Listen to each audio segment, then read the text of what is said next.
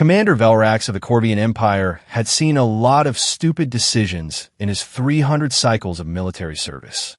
But this took the prize for absolute, unmatched, galaxy-class stupidity. "Sir, the scouts have confirmed it," Lieutenant Duchenin said, her three eyes blinking in what Velrax recognized as poorly disguised terror. "The system is definitely marked as Terran territory." Velrax clicked his mandibles together, the Korvian equivalent of a very deep, very tired sigh. "And let me guess, Admiral Krev still wants to proceed with the invasion." "Yes, sir," he says, and I quote, "Humans are just primitive apes with delusions of grandeur. We'll crush them in a single solar rotation." "Oh, wonderful. Just wonderful." Velrax had tried, really tried, to warn the High Command. He had submitted 17 different reports. 17. Each one with mounting evidence that maybe, just maybe, picking a fight with humans was like juggling plasma grenades while riding a solar flare. Blindfolded. But did anyone listen? Of course not. The humans had been quiet for the past 50 cycles. They had kept to themselves, trading peacefully, smiling with those strange mouths of theirs, being generally nice. Which should have been the first warning sign. In Velrax's experience, species that could afford to be nice were usually the ones you absolutely did not want to anger. "Sir," HFY interrupted. "The fleet is preparing to cross the boundary marker." The boundary marker. That innocent little quantum beacon floating in space, helpfully labeled in 73 different languages. Velrax had read the message himself. It was polite, almost friendly in tone. "Warning, you are approaching Terran protected space. Unauthorized entry will result in immediate defensive action. Please contact the Terran Embassy for transit permissions. Have a great day. Have a great day." They actually wrote that. Like shopkeepers. Not a species capable of whatever it was they were capable of. "How many ships in our invasion force?" Velrax asked, already knowing he wouldn't like the answer. 400 battlecruisers, 600 destroyers, 2,000 fighter craft, and the flagship Dominator, HFY recited. Total crew complement, 3,400,000 souls. Souls that were about to become very dead, very quickly, if Velrax's instincts were correct. And his instincts had kept him alive through 12 major campaigns. They were, generally speaking, reliable. "Sir, Admiral Krev is hailing us." Velrax straightened, forcing his posture into something properly military instead of what he actually felt. An overwhelming urge to turn his ship around and flee to the farthest corner of the galaxy. Put him through. Admiral Krev's face appeared on the main screen, all four of his eyes gleaming with manic excitement. "Commander Velrax, isn't this glorious? We're about to add another species to our empire. The humans won't know what hit them." Actually, Velrax thought they probably would know exactly what hit them, right before they annihilated the entire fleet. "Admiral, I must protest one final time," Velrax said carefully. "The intelligence reports suggest." "Intelligence reports." Krev laughed, a sound like grinding metal. "Commander, you've gone soft. These are humans. They've barely colonized their own solar system. We control 3,000 worlds. This will be over before lunch." Velrax wanted to point out that the humans had, in fact, colonized 47 systems in the past 20 cycles alone. That there barely was more than most empires achieved in 500 cycles. That the last species to attack them, the Vrexian horde, had vanished entirely, leaving behind nothing but a debris field and a very apologetic human transmission that simply said, "Oops." But he knew it wouldn't matter. "Understood, Admiral," Velrax said. "Excellent. All ships, prepare to cross the boundary on my mark."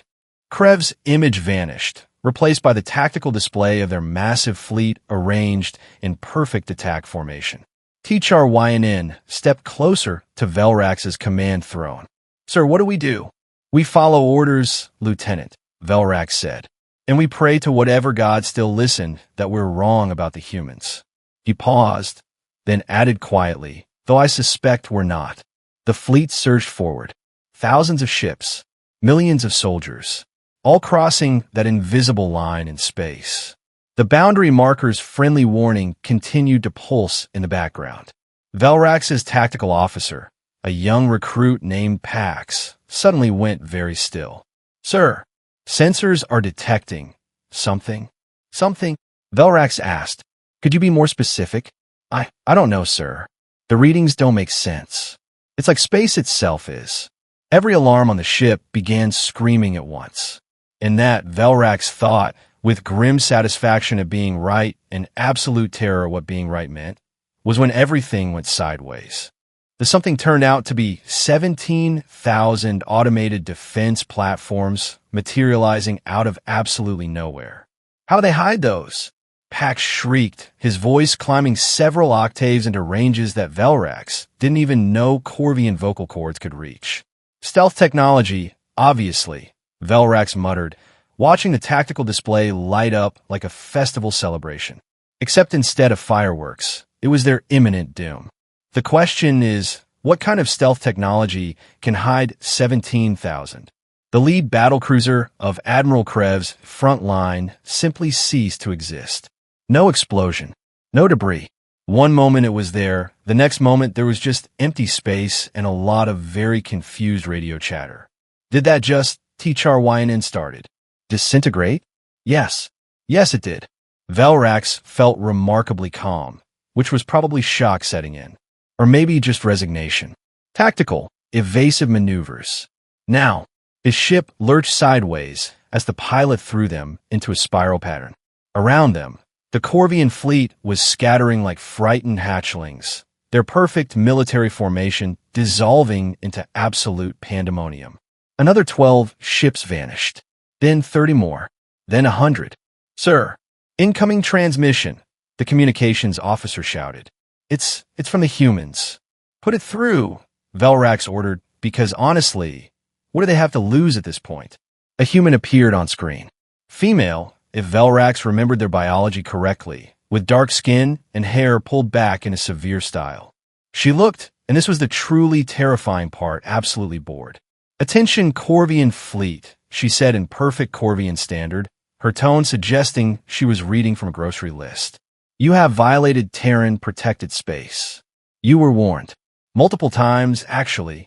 We sent 3 separate diplomatic messages last month. You ignored all of them. So, here we are." Admiral Krev's voice cut in, full of bluster and fury. "Human, you dare attack the Korvian Empire? We have 400 battlecruisers. We will." "Had," the human corrected pleasantly. "You had 400 battlecruisers.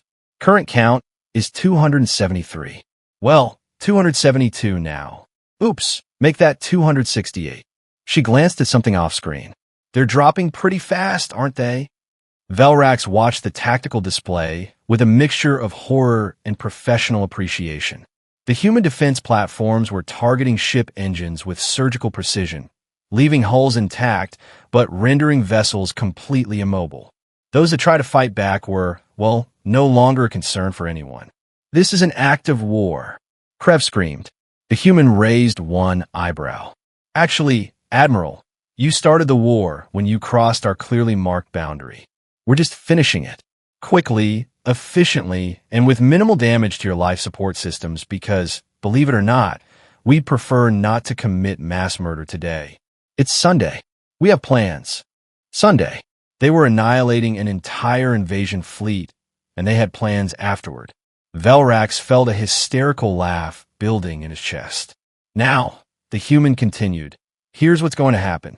You're going to power down your weapons. All of them. Then you're going to sit very still while we attach tow cables to your ships. Then we're going to drag you back across the boundary and send you home with a very detailed bill for the ammunition you made us waste." "Never," Krev roared. "Korvian warriors do not surrender to..." His transmission cut off as his flagship's power systems went dark. The human looked directly at Velrax's screen, and he realized with a start that she was specifically addressing him now. "Commander Velrax, our records indicate you submitted 17 reports advising against this invasion. 17. That shows remarkable common sense. So, I'm going to make you an offer. Power down your weapons, and we'll make sure you get home safe.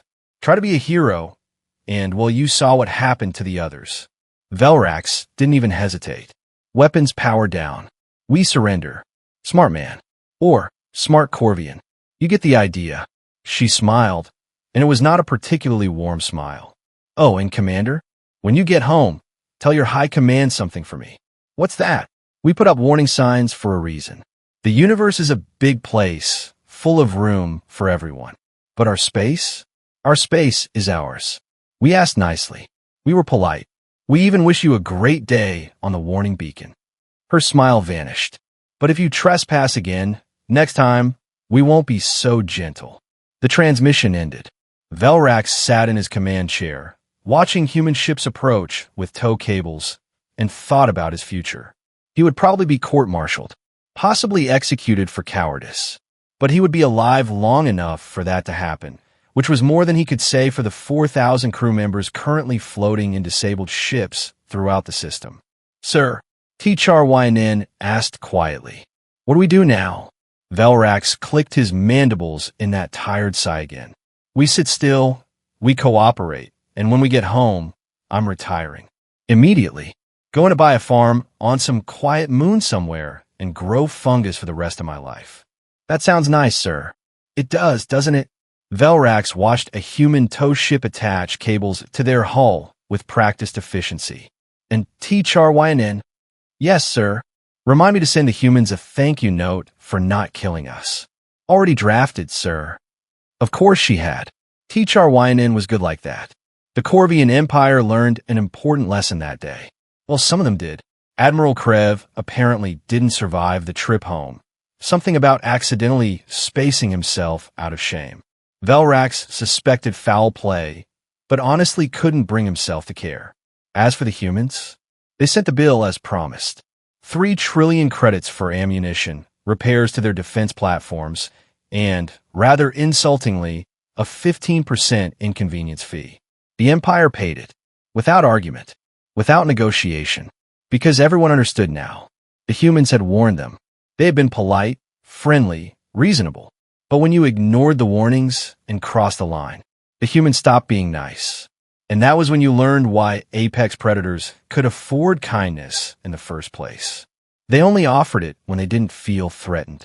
And making them feel threatened was the last mistake most species ever made. If this story entertained or taught you something, please like and subscribe to our channel. It really helps us grow and bring you more stories like this. Thanks for watching, and see you in the next story.